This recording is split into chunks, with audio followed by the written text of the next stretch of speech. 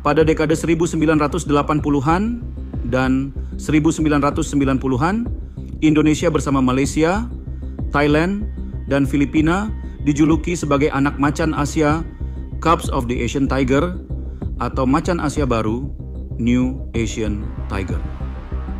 Istilah tersebut merujuk kepada perkembangan ekonomi yang pesat dari keempat negara tersebut, mengikuti jejak empat macan Asia, Four Asian Tigers. Keempat macan Asia tersebut adalah Korea Selatan, Taiwan, Hong Kong, dan Singapura. Berbeda dengan empat macan Asia, struktur perekonomian keempat negara Asia Tenggara tersebut tidak kuat, terutama pada sektor industrinya.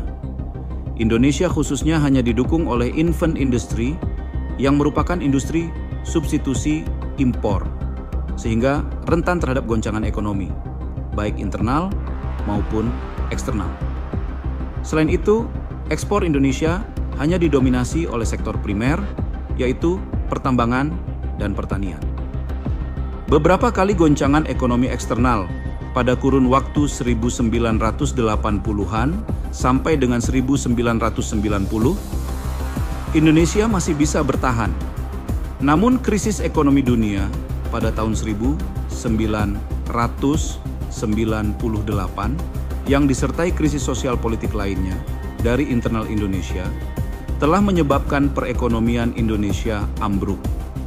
Memang bukan hanya Indonesia, keempat macan Asia baru pun ikut terjerembab, walau tidak separah Indonesia. Di Indonesia, kehancuran ekonomi disertai dengan terjadinya kemelut politik dengan kejatuhan rezim Orde Baru.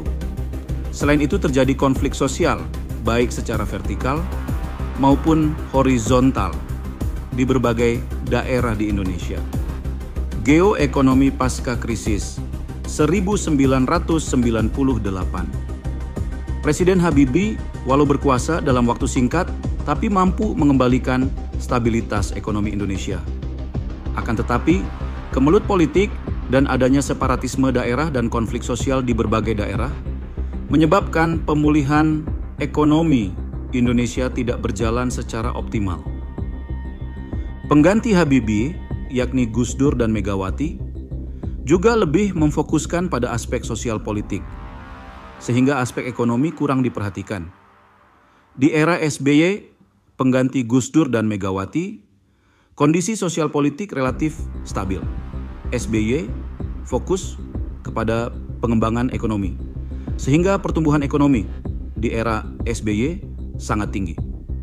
Namun, luka lama akibat krisis 98 belum mampu dipulihkan.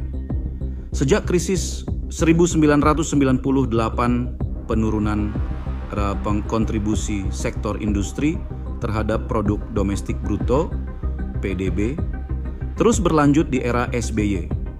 Seharusnya penurunan kontribusi sektor industri terhadap PDB terjadi pada negara maju, bukan terjadi di Indonesia yang masih sebagai negara berkembang.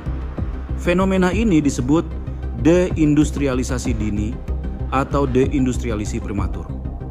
Sehingga struktur perekonomian Indonesia juga tidak terlalu kuat. Jokowi sebagai pengganti SBY tidak seperti SBY. Jokowi lebih fokus kepada pembangunan infrastruktur. Namun infrastruktur yang dibangun tidak terkait dengan upaya mendukung pembangunan ekonomi, bahkan cenderung mubazir.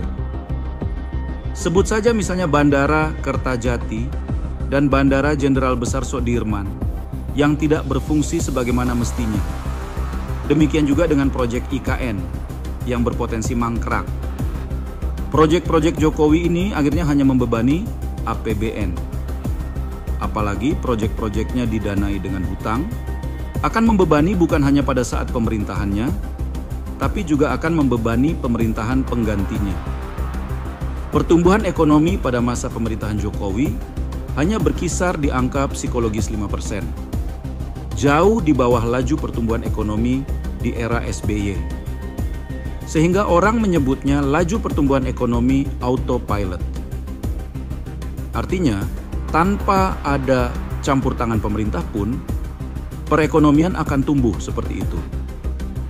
Kasus korupsi di era Jokowi juga semakin meningkat, sehingga Transparency International hanya memberikan skor 34 dari skor tertinggi 100 untuk penanganan korupsi di tahun-tahun terakhir pemerintahannya.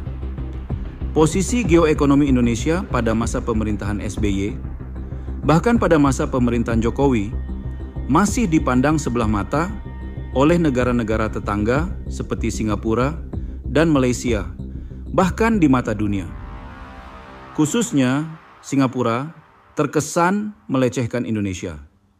Hal ini dapat dilihat dari jejak digital pidato PM Lee, yang mengatakan bahwa Indonesia seolah-olah mengemis investasi dari Singapura.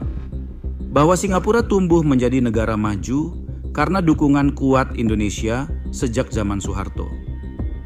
Soeharto dengan trilogi pembangunannya telah menghantarkan Indonesia menjadi negara yang aman dan stabil. Hal inilah yang menyebabkan negara-negara ASEAN, termasuk Singapura, tumbuh tanpa gangguan.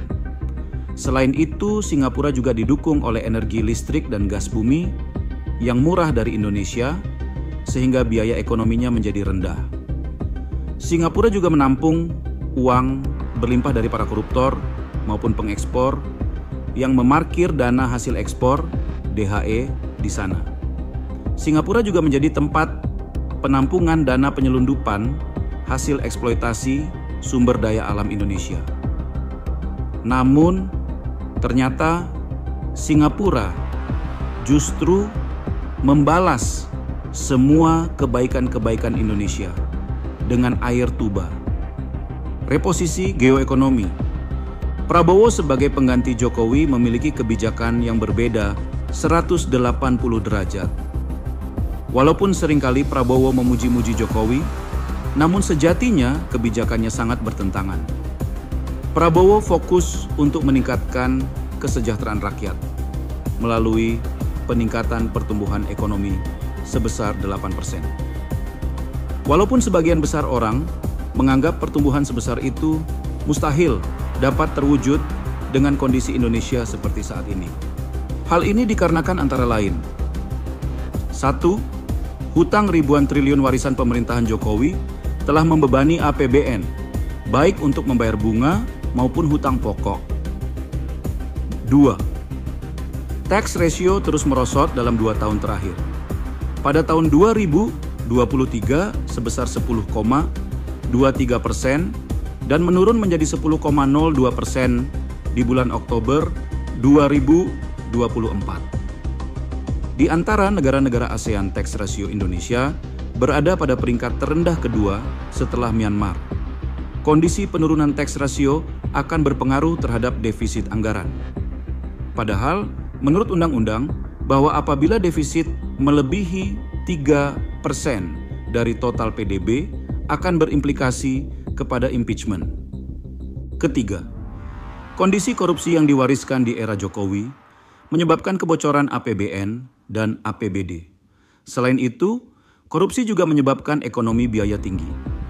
Hal ini dapat dilihat dari nilai Incremental Capital Output Ratio (ICOR) sebesar 6,33. Inilah yang menjadi penyebab pertumbuhan ekonomi hanya 5%. Presiden Prabowo memang tidak tinggal diam dengan kondisi tersebut. Dia ingin melihat Indonesia memiliki muruah di mata internasional. Beberapa kebijakannya terkesan radikal, antara lain: 1. Efisiensi APBN dan APBD untuk difokuskan kepada pelayanan publik. 2. Hilirisasi dan industrialisasi mineral strategis, minyak mentah, gas, alutsista, dan barang-barang pertanian. Sehingga ada penyerapan tenaga kerja lokal dan peningkatan nilai tambah. Hal ini akan meningkatkan pengganda, pendapatan, dan tenaga kerja. Selain itu akan dapat meningkatkan posisi geoekonomi. 3. Penghentian ekspor mineral mentah strategis dan energi, khususnya ke Singapura. 4. Retensi DHE sebesar 100%.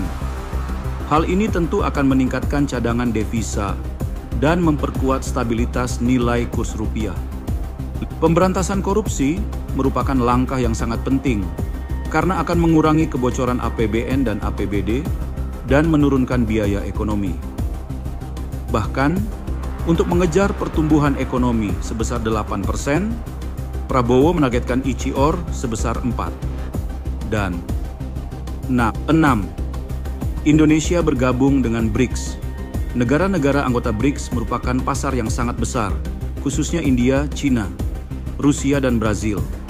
Selain itu, BRICS juga bisa dimanfaatkan sebagai sumber pembiayaan, baik sebagai negara seperti UAE dan Arab Saudi, maupun New Development Bank. Terakhir, BRICS merupakan negara-negara yang memiliki sumber daya alam, sumber daya manusia, dan teknologi yang sangat dibutuhkan oleh Indonesia. Kebijakan-kebijakan ini diharapkan mampu mendongkrak pertumbuhan ekonomi lebih cepat serta mampu untuk meningkatkan kesejahteraan masyarakat. Namun tekad ini tentu tidak akan mulus, karena negara-negara maju dan negara tetangga yang menggerogoti kekayaan Indonesia tidak ingin melihat Indonesia maju, apalagi menjadi raksasa ekonomi dunia. Selain itu, perlu juga mewaspadai para pengkhianat bangsa dan negara Indonesia yang berkolaborasi dengan negara asing agar Indonesia tetap miskin, bodoh, dan terbelakang. Sejarah telah menunjukkan bahwa banyak manusia-manusia seperti itu ada di masa penjajahan Belanda, Inggris, maupun Jepang. Peran daerah. Daerah memiliki peran yang sama dengan pemerintah pusat dalam mereposisi geoekonomi Indonesia. Daerah harus seiring sejalan dengan program Presiden Prabowo. Karena perekonomian daerah yang kuat dan beragam akan memperkuat struktur perekonomian nasional. Warga masyarakat di daerah harus mengawal terus pemerintah daerah dalam membangun daerahnya. Selain itu, mengawasi jalannya pembangunan agar tidak ada lagi koruptor-koruptor dan para pengkhianat bangsa sebagai komprador negara asing untuk merongrong eksistensi bangsa dan negara Indonesia.